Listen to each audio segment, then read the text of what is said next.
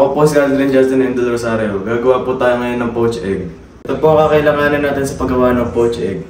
Itlog, lalagyanan ng itlog, suka, lalagyanan ng poached egg, sandok, tas kaldero.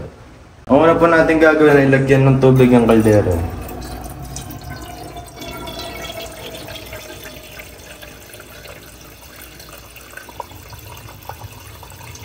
Buksan ang kalan at pakuloy ng tubig.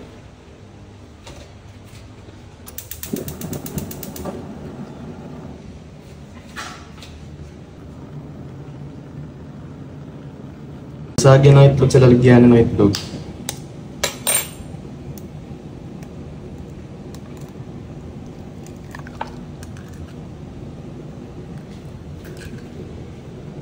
Kung kumukulo na, lagyan na natin ng suka. Konti lang. Ito po ibubusan natin ng itlog. Like this. And so you know which ones are done first. Kunin na natin ang poached egg.